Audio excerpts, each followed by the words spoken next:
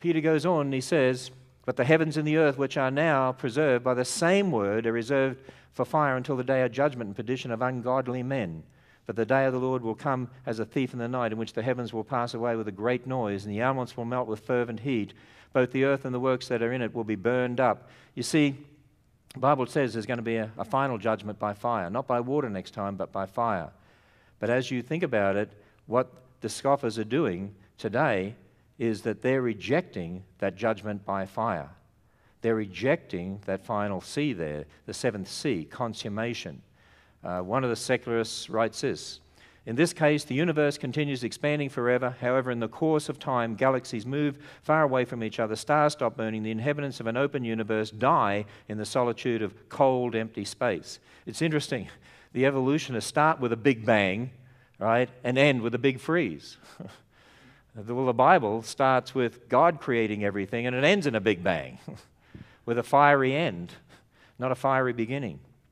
Interesting, isn't it? 2 Peter 3:8 also says, "But beloved, do not forget this one thing. With the Lord, one day is as 1,000 years, as 1,000 years is one day." By the way, that has nothing to do with defining the word day in Genesis. It's to do with the fact the whole context is the second coming. God is not slack concerning his promises. You know, God is outside of time. To God, a day is like 1,000 years, or 1,000 years is like a day. And for this they willingly forget, willfully forget. If you look up the meaning of that word willfully, there in the Greek, choose to prefer. It is implied, as we read in the notes here, it is implied, I got different definitions here that I got from different sources, and I want to make a point here as we look at this. I looked up the Strong's Concordance, I looked up Barnes's notes, I looked up John Calvin and Jameson and Fawcett, and so wrote down what they say here, as you can see. It is implied the will was concerned in it, that they were influenced by that rather than by sober judgment and by reason. There was obstinacy. The will has usually more to do in the denial and rejection of the doctrines of the Bible than understanding has. They close their eyes so as not to see. They do not wish to know. It all fits with suppressing the truth in unrighteousness. When you look at 2 Peter 3 in different translations, translation of verse 5, willingly ignorant, willingly are ignorant of, the KJV, deliberately reject, the NIV, deliberately overlook, the ESV, they willfully forget, the New King James Version. Let's have a look at just some examples as we sort of get ready to close this out. Let's look at Richard Dawkins, who was actually on Australian television, public television in Australia, and he was in a debate with George Pell, who is an Australian cardinal from the Roman Catholic Church. And let's see what happens here. Of course it's counterintuitive that you can get something from nothing. Of course common sense doesn't allow you to get something from nothing. That's why it's interesting. It's got to be interesting in order to give rise to the universe at all. Something pretty mysterious had to give rise to the origin of the universe. Now, if you want to replace a physical explanation by an intelligent God, that's an even worse explanation. Something mysterious happened. You can't get something from nothing. We know that. So, what about God? Oh, no. No. In fact, if you saw the Expelled movie, listen to Richard Dawkins' answer of how you explain life on Earth. You can't have God, and we know you can't get something from nothing, so how do you explain it? What do you think is the possibility that intelligent design might turn out to be the answer to some issues in genetics or in evolution? It could come about in the following way. It could be that at some earlier time, somewhere in the universe, a civilization evolved by probably some kind of Darwinian means to a very, very high level of technology and designed a form of life that they seeded onto perhaps this planet. Of course, aliens. You can't get something from nothing. Aliens brought life to Earth. Where'd those aliens come from? I'm sure his answer would be, what are you, an idiot or something? Aliens from another planet brought life to that planet. Well, where'd they come from? Well, aliens from another planet brought life to that planet. Well, you keep going back further and further and further. Where'd the first aliens come from? Don't ask such silly questions. What about in the beginning God? No!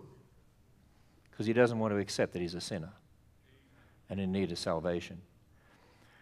P.Z. Myers is a professor, associate professor of biology at University of Minnesota Morris. Ardent atheist, God hater. Listen to what he says.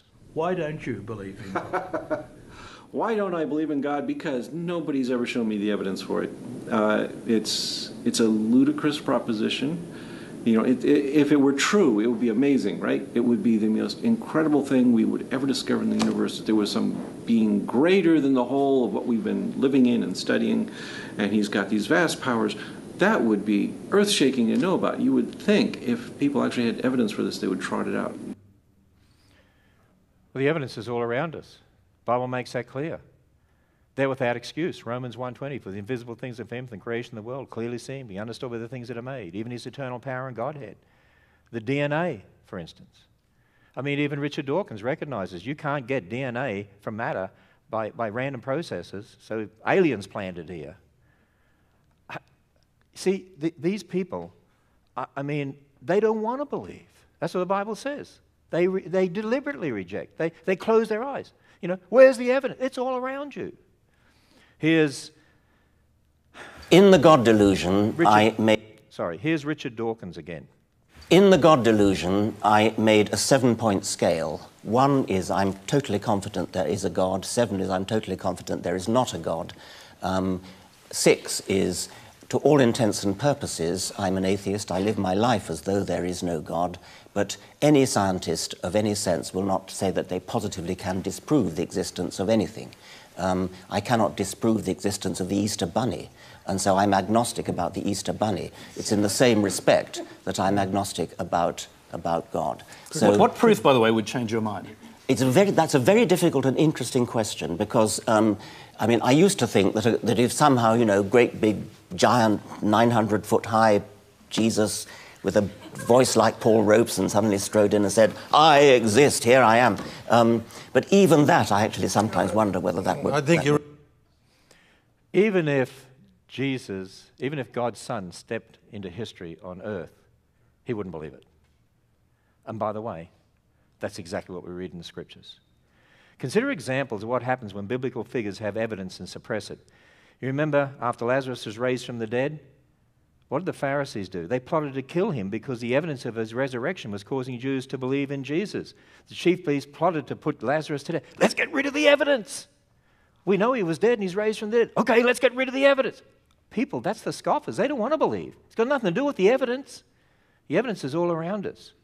What about the parable of the rich man who dies and finds himself in Hades and asks Abraham from across the great chasm separating them to send Lazarus to warn his family lest they suffer the same fate. But Abraham tells the rich man that his family has Moses and the prophets, yet they do not listen despite the evidence. And you read through there that whole account in Luke 16 and so on, and then you hear what Abraham says. If they do not hear Moses and the prophets, they're not going to be persuaded though one rose from the dead. And you know what? Think about it. Upon Christ's resurrection, the religious leaders bribed the soldiers to tell the people the disciples stole Jesus' body in order to keep his resurrection a secret. Even though one rose from the dead, let's tell people they just stole his body because they don't want to believe it. Well, and that's what you read there in Matthew 28. 2 Peter 3, they willfully forget. They choose not to believe. See, Romans 1 tells us they suppress the truth in unrighteousness because what may be known of God is manifest in them because God has shown it to them. They know. Richard Dawkins knows. P.Z. Myers knows. The Bible says the law is written on their hearts. Romans 1:20 says they are without excuse. And you know why they willfully forget? If you think about it, these scoffers, they reject creation, they reject corruption, they reject catastrophe, they reject confusion, they reject the history in the Bible, they reject consummation, because they're really rejecting Christ and the cross. Romans 1 says, professing to be wise, they become fools and change the glory of the incorruptible God into an image like corruptible man and birds and four-footed animals and creeping things. To me, that's just a picture of evolution. That's what it is.